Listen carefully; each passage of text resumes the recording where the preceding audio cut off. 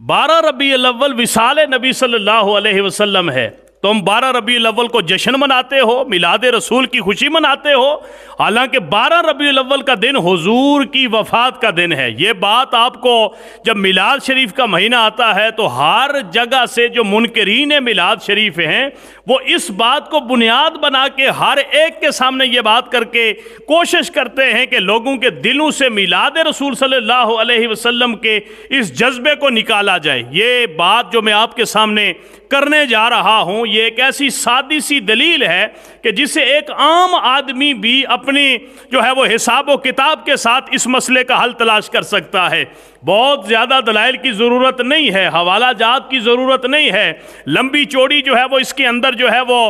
वजाहत की ज़रूरत नहीं है कि इंसान को इस बात के ऊपर किस तरीक़ा से लाया जाए कि हुजूर का विसाल 12 रबीउल अव्वल शरीफ के दिन नहीं है। ये बात है कि हुजूर का जिस तरह विलादत का महीना रबीउल अव्वल है इसी तरह हुजूर के विसाल बा कमाल का महीना भी रबीउल अव्वल शरीफ का है। लेकिन ये हरगज़ नहीं कि हुजूर का विसाल 12 रबीउल अव्वल के दिन के एतबार से हुजूर का विसाल बनता है। यहाँ पर एक चीज़ बात जहन में रखें। सबसे पहली बात यह है कि जो हमारा फरीक़ मुखालिफ 12 रबीउल अव्वल को यौम वफ़ात कहता है, आप इस बात को अपने सलफ़ सालेहीन बुज़ुर्गान दीन की किताबों के अंदर आप मुताला करके आप देख सकते हैं। मौलाना अशरफ अली थानवी साहब ने जो नशर तीब रसाला लिखा है उसके सफ़ा नंबर 104 के हाशिये को आप देखें। जो बात मैं आपके सामने करने जा रहा हूँ इन्होंने अपनी नशर तीब के अंदर मौलाना अशरफ अली थानवी साहब ने इस बात को दर्ज किया है।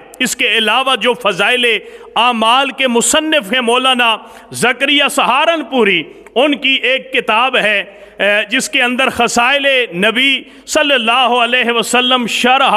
उर्दू शमाइल तिरमज़ी, इसके अंदर भी मौलाना ज़करिया सहारनपुरी जो मुसन्नफ़ हैं, ये जो किताब फ़ज़ाइल आमाल जो तबलीगी जमात वाले हर जगह पे जिसका दर्स देते हैं, ये उसके मुसन्नफ़ की बात आपके सामने कर रहा हो। हज़रात मोहतरम, 12 रबीउल अव्वल शरीफ हुजूर के विसाल का दिन किसी लिहाज से भी नहीं बनता। अगर किताबों के अंदर किसी ने लिखा भी है तो वो किसी मुगालते की बुनियाद पे लिखा है, किसी जो है वो वजह से उनको शायद समझने के अंदर कमी आई हो, इस वजह से उन्होंने ये लिखा है। एक छोटा सा कुलिया मैं आपको देना चाहता हूँ, आप कलम खुद ले लें। मोबाइल का दौर है, मोबाइल के साथ अगर इसको कैलकुलेट करना चाहते हैं आप इसे ज़रूर कैलकुलेट करें। आप देखें कि हुजूर ने अपनी हयात मुबारका के अंदर एक ही दफ़ा आपने हज फरमाया, और वो हज जो आपने फरमाया वो हज 9 ज़िल हज यौम अरफा का दिन, जब मैदान अरफात के अंदर जुमअतुल मुबारक का दिन था, जो हुजूर ने मैदान अरफात के अंदर खुतबा हिज्जतुल विदा पेश फरमाया। हज़रत उमर फ़ारूक रज़ी अल्लाह ताला अन्हु से एक यहूदी ने कहा कि उमर, ये जो आयत मुबारका अल्लाह ने आप पे नाज़िल फरमाई है कि अल यौम अकमलतु लकुम दीनकुम व अतममतु अलैकुम नेमती व रदीतु लकुमुल इस्लाम दीना, अगर ये आयत अल्लाह हमारी तौरात के अंदर नाज़िल फरमा देता, हमारे नबी पे हमारी उम्मत के ऊपर अगर अल्लाह नाज़िल फरमा देता तो हम इस दिन को ईद का दिन मनाते कि अल्लाह ने हमारे ऊपर अपने दीन को मुकम्मल फरमाया। हज़रत उमर फ़ारूक रज़ी अल्लाह ताला अन्हु ने उससे ये जवाब दिया, उसको ये जवाब दिया कि तुझे किसने कहा कि हमारा वो ईद वाला दिन नहीं था, तुम तो एक ईद मनाते। अल्लाह ने जिस दिन ये आयत हमारे ऊपर नाज़िल फरमाई, रब ने पहले से हमें 2 ईदें अता फरमा के रखी थी, एक जुम्मतुल मुबारक की ईद और दूसरी अरफा की ईद अल्लाह ने हमें अता फरमाई थी। ये जो लोग कहते हैं ना साल के अंदर सिर्फ 2 ईदें हैं, इस्लाम के अंदर तीसरी ईद का कोई तसव्वुर नहीं है। मैं कहता हूँ हर हफ्ते जो है ये जुम्मतुल मुबारक का दिन,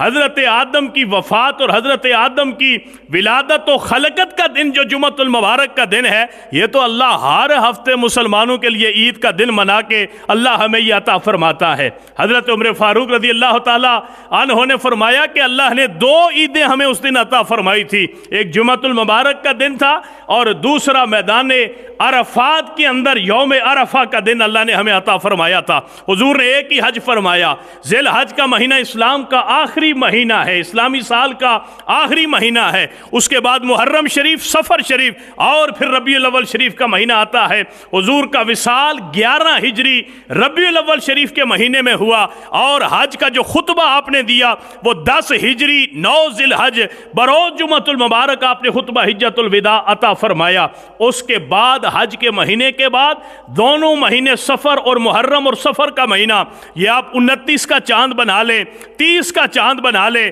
دونوں جو ہے وہ 29 کے بنا لیں، دونوں چاند آپ 30 کے بنا لیں، یہ دن جو ہے وہ پیر کا دن، اس پہ سب کا اتفاق ہے کہ حضور کا یوم ولادت بروز پیر کا دن ہے اور حضور کا یوم وفات بروز پیر کا دن بنتا ہے۔ آپ دونوں مہینے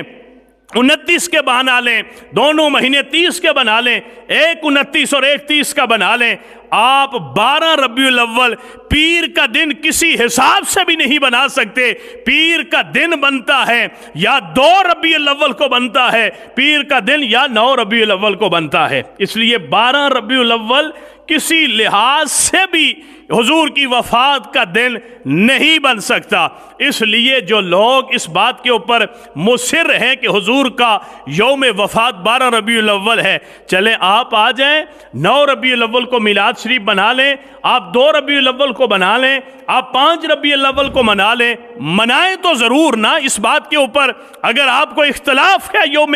ولادت اور یوم ولاد کے اوپر، تو آپ حضور کے آنے کی خوشی کا اہتمام تو کریں اور یہ بات سر عام کریں کہ فضل رب العلا، اور کیا چاہیے، مل گئے مصطفیٰ، اور کیا چاہیے۔